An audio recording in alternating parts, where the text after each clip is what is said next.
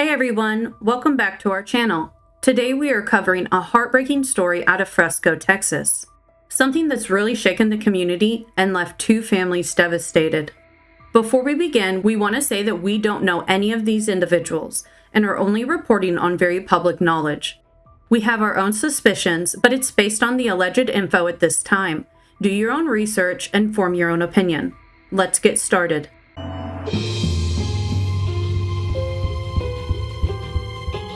On April 2nd, during what was supposed to be just another high school track meet, things took a tragic turn. Two 17-year-old athletes, Austin Metcalf from Memorial High School and Carmelo Anthony from Centennial High, were involved in a deadly altercation. Now, both of these young men were standout athletes. Austin was a linebacker and a track star with a 4.0 GPA. His family described him as focused, driven, and a natural leader. Carmelo also played football and ran track. So you've got two competitive, passionate students on rival teams. The incident happened under Memorial's team tent. Witnesses say Austin asked Carmelo to leave since the tent was for Memorial athletes only. That sparked an argument. Things escalated quickly. Carmelo reportedly warned Austin not to touch him, stating, "Touch me and see what happens." And when Austin did, maybe to move him or enforce the request, Carmelo allegedly pulled a knife from his bag and stabbed him in the chest, hitting him right in the heart. Austin's twin brother was right there. He tried to save him, applying pressure to the wound, but tragically, Austin died in his arms before first responders could get him to safety. Carmelo ran, but was quickly caught by a school resource officer. According to police reports, he told them he acted in self-defense and admitted to the stabbing on the spot. He's now facing a first-degree murder charge and is being held on a $1 million bond. His attorneys are planning to argue self-defense and are asking for a bond reduction. This whole thing lasted less than 30 seconds, but the impact is massive. The track meet was postponed, security has been increased, and the investigation is still unfolding. Meanwhile, both families are grieving. Austin's remembered by a bright, promising future cut short. And he said, "I'm going to come over and see you this weekend." I said, "Okay, I look forward to it." And he said, "I love you, Dad." I said, "I love you too, son." Those were the last words I ever heard from him. We were just one person. We did everything the same. We were just exactly alike. We had a couple of differences, but most of the stuff we did together, the stuff we had, it's just, we felt as one person, so it's just like we just connected so well in everything we did. His commitment, his work ethic was about football. The boy stayed in the gym. He led the team. He was the leader. He was the glue. He was the driving force of that defense.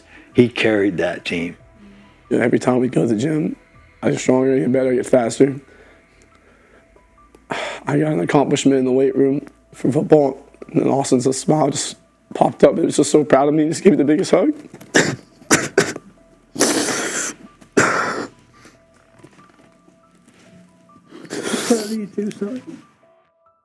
He was on his way to becoming a super positive impact in this world.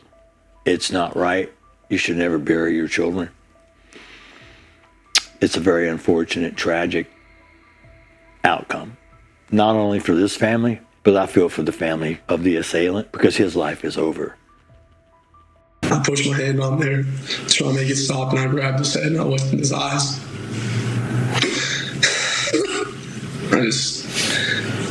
I just saw his soul leave, and it took my soul too. I'm so sorry. Hunter Metcalf described his twin brother Austin's final moments as he lay dying in his brother's arms. It's one of those stories that leave you with more questions than answers. And for us, we have a few questions. Like, how did Carmelo even get the weapon into the track meet? Why would he even bring it? Why would he go to another team's tent and not his own team? The threat of being removed doesn't seem to rise to the level of self-defense and give someone a pass to fatally stab someone. There's a lot of talk going around on the interwebs, as everyone is shocked and curious about this case. Netizens are saying it was an ongoing issue of bullying that prompted the teen to bring a weapon. From what we could find online, the boys had never met before and they did not attend the same high school. That brings up another question. If Carmelo was being bullied, Why would he go to where the alleged bully was? Representatives for Carmelo released a statement about false information being spread online, and once an investigation is done, they'd be able to comment on the events that took place. The community is split between this being a senseless crime and the self-defense theory. As of April 8th, $218,000 has been raised for Carmelo's defense, and this is increasing every day. As more information comes to light, we might get the truth of what happened. But regardless of the events that led up to this, it is a tragedy that a young man lost his life, and his twin brother had to hold him in his arms as he died. But you look at this young boy right here, man, play football like I did, grew up, and clearly a child of God. His last tweet, I'm going to read it for you. His last tweet sent just a week ago, not even a week ago, 3-4 days ago. Faith that God got me and my work will pay off. It's his last tweet. So I got a message for his family. Philippians 1:21 says, to live is Christ and to die is gain. And that child of God right there is in heaven. And we got to stop this evilness in this country, Todd. We got to figure out a way to get to these kids, man. We have an epidemic on our hand in this nation. We have almost 18 million fatherless kids, and they are ravishing this nation. They are harassing our streets, and it doesn't matter what policies we pass. It doesn't matter whatever we want to do politically. None of that stuff matters if we don't get particularly to these young boys. Have you been following this case as it develops? Is there any new information that we might have missed that we hadn't heard yet? What is your theory on what happened? If it was self-defense, was it even justified? Let us know your thoughts in the comments below.